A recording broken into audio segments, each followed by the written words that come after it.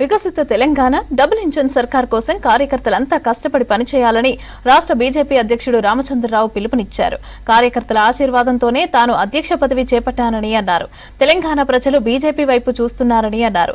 రాబోయే పంచాయతీ ఎన్నికల్లో ward member నుంచి జిల్లా పరిషత్ చైర్మన్ వరకు అన్ని స్థానాల్లోనూ పోటీ చేస్తామన్నారు. ఇక కాంగ్రెస్ ఇచ్చిన హామీలు ఏమయ్యాయని ప్రశ్నించారు. 2 లక్షల మెట్రిక్ టన్నుల యూరియాను రాష్ట్రానికి కేంద్రం ఇచ్చిందని, ఆ యూరియాను ఏం చేశారని ప్రశ్నించారు. ఈసారి ప్రజల ఆలోచన కూడా భారతీయ జనతా పార్టీని గెలిపించాలి, అధికారంలో తీసుకురావాలి అనేటువంటి ఆలోచనతో ఉన్నారు. నేను ముఖ్యమంత్రి రేవంత్ రెడ్డి గారిని ఈ యొక్క రోజు ఉత్తరం రాశాను.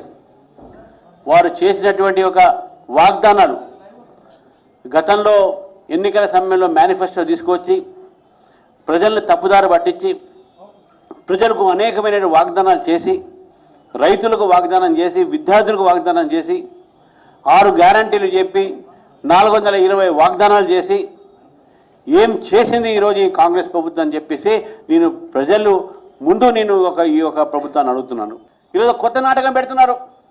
బీజేపీ పెరుగుతున్నటువంటి సమయంలో ప్రజలకు తప్పుదారి పట్టిస్తూ ఉన్నారు. ప్రజలకు చెప్తా ఉన్నారు, వాళ్ళు రైతులకు చెప్తా ఉన్నారు. అగ్రికల్చర్ మినిస్టర్ ఉన్నటువంటి ఈ యొక్క స్టేట్లో యూరియా లేదు.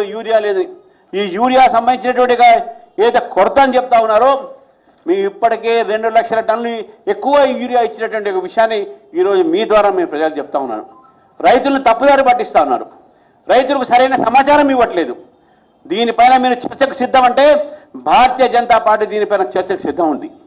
నిన్న పెట్టింది ఒక పెద్ద సభ. ఆ సభలో పేరు సామాజిక సమరత సభ ఏం పెట్టారు, పేరు పెట్టారు. ఆ సభలో సామాజిక న్యాయం చేస్తా అని చెప్పి సభలు పెట్టారు. ఏం న్యాయం చేశారండి ఆ సభలో?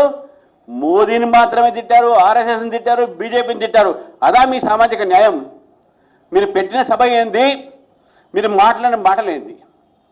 మీరు ఒక్కసారైనా అక్కడ బడుగు వర్గాల గురించి మాట్లాడారా? మోదీని తిట్టడమే సరిపోయింది. ఖర్గే గారు వారు మాట్లాడిన మాటలు చూస్తూ ఉంటే నిజంగా బాధ అనిపిస్తుంది. ఈరోజు తెలంగాణలో కూడా అదే పరిస్థితి ఉంది. తెలంగాణలో ఆ రోజు మేము చెప్పాం బీఆర్ఎస్ ముక్త తెలంగాణ అని చెప్పి. మేము కేవలం అధికారం కోసమే కాదు, ప్రజల కోసం కూడా మేము పనిచేసేటువంటి పార్టీ మాది. ఖర్గే గారు వచ్చే రోజుల్లో 100 సీట్లు బీజేపీ గెలుస్తుంది, 15 సీట్లు ఎంపీ బీజేపీ గెలుస్తుందని చెప్పేసి మీరు చెప్పబోయి మీ నోరు జారి మీ కాంగ్రెస్ పార్టీ చెప్పినట్టుంది. ఈరోజు తెలంగాణలో పరిస్థితి కూడా ప్రజలు 100 అసెంబ్లీ సీట్లు బీజేపీకి ఇవ్వడానికి సిద్ధంగా ఉన్నారు. 15 పార్లమెంట్ సీట్లు బీజేపీకి ఇవ్వడానికి సిద్ధంగా ఉన్నారు. మనం ఈ ప్రభుత్వం మీద ధర్మ యుద్ధం మొదలు పెడతాం. మన తెలంగాణలో బీజేపీ ప్రభుత్వం వచ్చేదాకా భారతీయ జనతా పార్టీ ఈ ప్రభుత్వం వ్యతిరేకంగా పోరాటం